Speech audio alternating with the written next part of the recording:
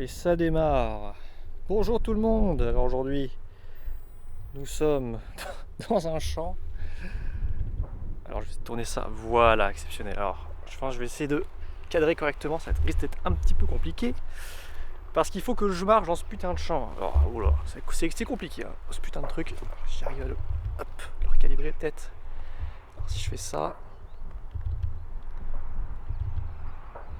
Ok, bon écoutez, on va essayer de faire comme ça. Mais ça risque d'être un petit peu chiant à marcher. Bon, donc aujourd'hui je décide de faire une vidéo à l'extérieur. Alors je vais essayer de me cadrer parce que c'est pas évident. En marchant dans ce putain de machin, je sais pas si je peux montrer un petit peu là mon environnement. Là. Bon, je l'ai montré un peu au début, mais voilà.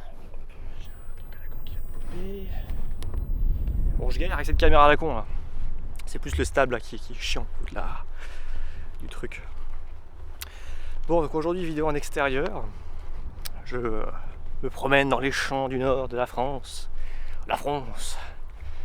Voilà. Là où il y a eu, il n'y a pas si longtemps que ça, hein, des combats avec des Allemands, des Anglais et des Français, n'est-ce pas? Et autres hein, d'ailleurs. C'est pas trop filmer le soleil. Hein. Alors aujourd'hui j'aimerais revenir sur mon expérience professionnelle. Plutôt qu'est-ce que j'en ai retiré. Et ce qu'il va avoir pour la suite. Alors là je suis tombé sur un champ de je sais pas quoi là. Je sais pas si je peux marcher là. C'est des petites pousses donc je vais quand même éviter. Je vais faire le tour. Pas marcher dans les semis. Encore un peu respecter le boulot de l'agriculteur, hein, même si je sais qu'il n'y a pas son tracteur, mais bon, c'est le principe. Donc, moi ça fait maintenant 3 ans que je bosse dans une boîte d'effets spéciaux, de 3D et compagnie, particulièrement dans le domaine du compositing, de la 3D, dans mon cas. Voilà, donc sur cette chaîne, hein, la vidéo de loin la plus vue, c'est la vidéo d'un truc de fond vert sur After Effects, hein, d'ailleurs, qui continue à faire des vues de façon linéaire, ce qui est assez surprenant sur YouTube. En même temps, c'est un tuto, donc bon, c'est logique que ça soit toujours au goût du jour, quoi. Voilà, bon.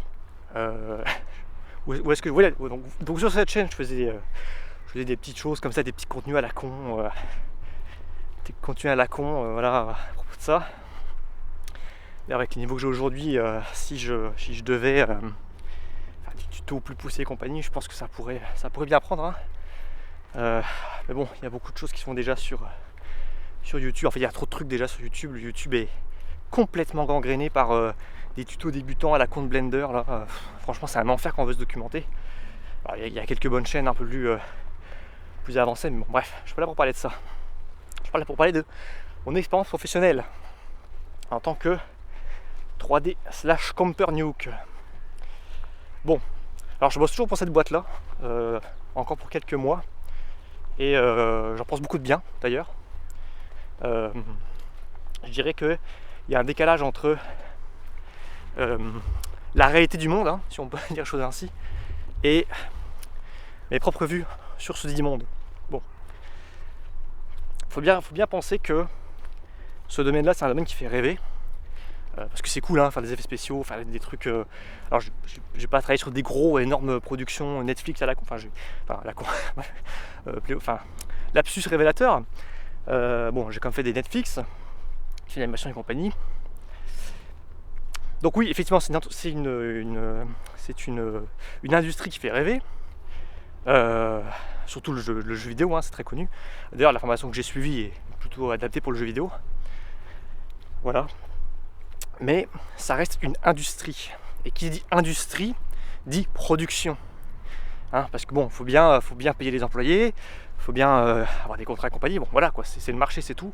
Et c'est totalement normal d'ailleurs. Hein, je veux dire, c'est pas quelque chose que je critique sur le fond, mais c'est quelque chose qui a fini par instaurer un certain malaise chez moi. C'est-à-dire que beaucoup de projets, j'ai jamais été totalement satisfait de mes productions sur la plupart des projets que j'ai faits en fait, parce que justement ces impératifs de production faisaient qu'au bout d'un moment on avait besoin de soit on coupe dans quelque chose, faut accélérer un peu la prod, merde, bref voilà quoi, c'est les aléas de la vie. Et bah la production étant ce qu'elle est, c'est pas me casser la gueule, c'est espèce de mare de brin là, je sais pas trop. Hein. La production étant ce qu'elle est, bah voilà, il faut ramener de l'argent dans les caisses, il faut payer les gens, quoi, tout simplement. Bon, c'est pas non plus une industrie qui est triste, hein, je veux dire, il y a des subventions, les gens sont quand même pas trop mal payés. Alors, voilà, j'ai pas un salaire exceptionnel non plus, mais je veux dire, je suis pas vraiment, j'ai pas du tout à me plaindre de mon salaire. Ça va très bien de ce côté-là. Mais voilà, il y a vraiment cet impératif où il faut produire. Et ça a fini par me ronger de l'intérieur, vraiment ça. Cette espèce d'insatisfaction permanente où des fois on développe des idées, des trucs et compagnie. Alors parfois c'est pas toujours pertinent et compagnie, mais parfois on développe des choses, on a des idées et on n'arrive pas à le bout de les réaliser. Et ça c'est... à la longue c'est frustrant en fait. Parce qu'au début quand on apprend, bon ça va, on suit un peu le mouvement. Alors putain, je vais essayer de vous montrer un peu la merde dans laquelle je me suis empêtré. Oh, quel enfer, ça va faire tomber la caméra, en plus ce serait bête. Oula, là c'est le désert d'Alexis, là. De la boue, voilà, la bonne boue glaiseuse du nord, là, du nord de la France. Hein. Voilà, le bon vieux nord plat, avec ses champs, et ses gens d'ailleurs aussi. Voilà, donc où en étais-je? Alors je vais essayer de cacher le soleil quand même, ça serait con qu'on voit rien, peut-être comme ça. Donc je disais, je sais plus où j'en étais, parce que j'arrête pas de divaguer du coup. Oui, donc c'est une industrie. Développer des idées, des choses et compagnie, on finit par... Alors en même temps, on nous demande de développer des choses et des idées et compagnie, bon, ça c'est fine. Et généralement, il y a un espèce de paradoxe. Parce qu'au plus il y a d'idées, au plus le projet devient compliqué. Enfin, c'est logique, hein, vous allez me dire. C'est-à-dire que je pense qu'il est préférable en général de se limiter à 2-3 bonnes idées dans un projet. Après, il faut voir l'échelle, il faut voir le budget et les compagnies, hein, voilà, et les amener à bout plutôt que faire 1 milliard d'idées différentes et en amener aucune à bout et au final avoir une espèce de melting pot de trucs un peu hétéroclites et pas vraiment aboutis. Et ça, c'est quelque chose qui arrive relativement souvent parce que les projets, pour être vendus à un client, enfin quand une boîte quelconque fait un devis à un client, elle doit vendre des idées, nécessairement. Elle doit vendre des idées qui sont plus intéressantes que les autres, plus flamboyantes que les autres. Et du coup, il y a un marché autour de ça. Et forcément, c'est les boîtes qui vont réussir à mieux se vendre qui vont avoir les contrats. Donc après, il faut assumer ces idées-là. Il faut avoir les moyens techniques, le temps, l'équipe, le budget, enfin voilà, tout ce que vous voulez. Et des fois, c'est pas toujours le cas. Voilà, c'est normal. Encore là, je suis pas du tout en train de... Alors, je trouve un endroit où passer. Je suis pas du tout en train de... Enfin voilà, c'est la réalité de la chose. Il faut faire avec. Mais l'industrie, qu'est-ce qui est propre à l'industrie, hein? Alors je ne vais pas faire l'étymologie parce que je ne la connais pas, malheureusement. J'aurais peut-être dû me renseigner avant, ça aurait été pas mal. Mais il y a ce côté justement produire et produire à la fois des idées, produire du contenu, produire des machins. Et franchement, au bout d'un moment, on a envie de s'investir parce qu'on devient bon techniquement, on devient bon avec nos outils, on trouve notre place dans l'équipe et compagnie, on devient bon, hein, vraiment. Et on a envie de s'investir, mais ça finit par... Mais là, au final, le résultat est le même, c'est-à-dire qu'on s'investit, mais on est quand même un peu déçu à la fin. Et ça, franchement, ça a vraiment fini par me ronger, en fait, avec le temps, je me rends compte. Et on me remet vraiment en question sur plein de choses. Alors, il y a plein d'autres choses, hein. Là, je parle vraiment de l'industrie. Il y a plein d'autres choses qui me font changer, disons, de domaine, hein. C'est-à-dire que je compte me reconvertir dans un domaine plutôt d'art manuel, de l'artisanat manuel. Voilà. Putain. Je peux me casser la gueule. Il y a aussi, comme je disais, oui, l'IA. Alors c'est pas tellement l'IA, parce que voilà, l'IA c'est un développement technique comme un autre, hein. Comme il y en a eu, comme il y en aura plein d'autres dans l'histoire. Mais c'est plutôt la course toujours à la performance, au dernier petit truc qui sort, qui au final est...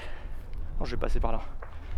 Qui au final est fatigant parce que on n'a jamais le temps de maîtriser les outils, qu'on finit toujours par devoir passer à d'autres outils qui sont censés être meilleurs, mais qu'au final on maîtrise pas, et on maîtrise jamais les outils. Et vous savez, il y a beaucoup ça sur les logiciels, hein, je veux dire, bon là, chez la mode c'est Blender, bien sûr. Blender, il a plein de défauts, il a plein de qualités, mais moi j'ai commencé vraiment à être vraiment performant avec Blender, enfin, ce qui est le cas actuellement, je pense, sur beaucoup d'aspects. Au bout de quelques années quand même de pratique, ça se prend pas tout de suite, quoi. Et on a cette tendance générale, je veux dire, c'est pas que dans cette industrie-là, c'est dans tout ce qui est justement industrie, production et compagnie, ce que vous voulez, dans la société, si on peut dire les choses ainsi, à être toujours dans une espèce d'excès de zèle de performance, parce qu'il y a le marché derrière qui doit, encore là, on doit être compétitif sur le marché, tout simplement. Et ça, c'est pas possible, quoi. Enfin, vraiment, c'est fatigant. Moi, personnellement, j'en peux plus, quoi. J'en peux plus, parce qu'au final, ce que produit cette espèce de faux engouement perpétuel vers ces choses-là, c'est de la médiocrité. C'est un espèce de nivellement par le bas, puisqu'on va tenter d'automatiser des choses qui n'ont pas à être automatisées, comme certains aspects du processus créatif qui demandent du temps, des erreurs. Et puisqu'on est dans un, encore là je répète, dans un paradigme productiviste, on n'a pas l'occasion de faire trop d'erreurs. Donc on n'a pas trop l'occasion de raffiner ce que l'on fait pour faire quelque chose de meilleure qualité. Voilà. Et au final, on finit mécaniquement, vraiment mécaniquement, par se contenter de choses plus simples. On va dire des choses ainsi. Sauf que de choses plus simples en choses plus simples, on finit par produire du médiocre. Par glisser vers le médiocre. Et ça me fatigue en fait. Parce que moi j'ai des ambitions un peu plus à titre personnel. Et je suis pas en train de dire que moi, Alexis, je suis le nouvel... je sais pas moi, je sais pas, sortir un truc...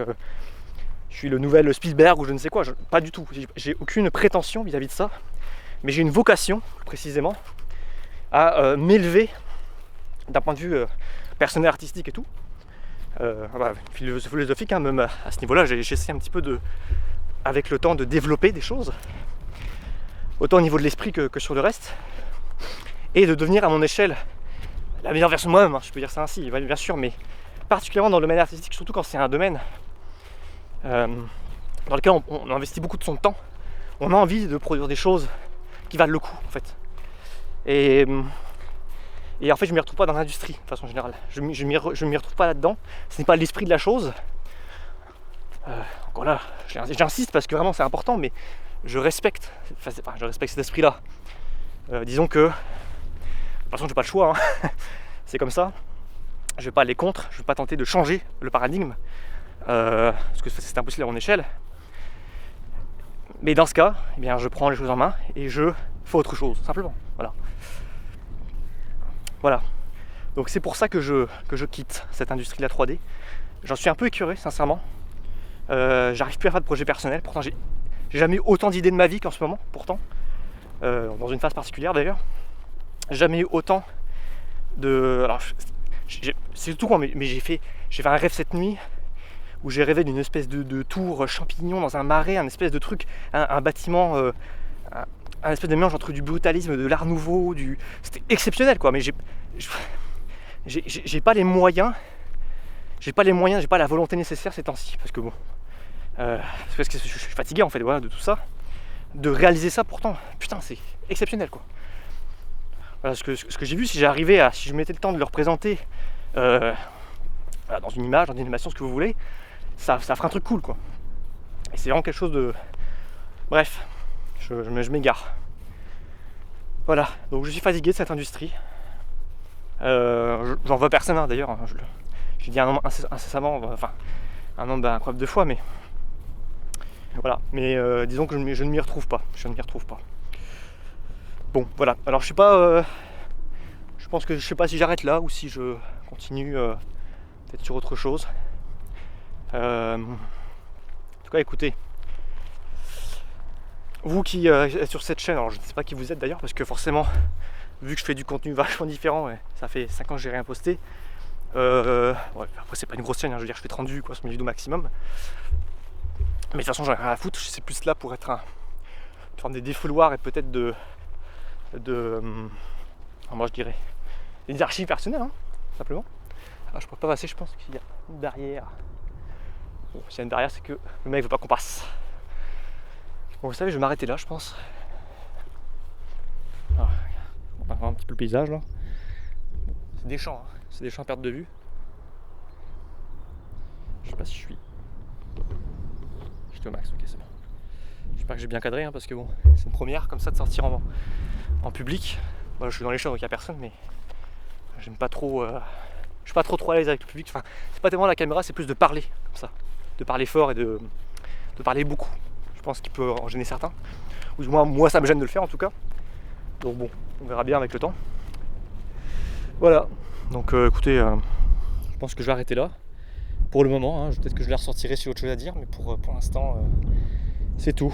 Donc prenez soin de vous et puis je continue les petites vidéos comme ça, tranquillement. Voilà. Ciao.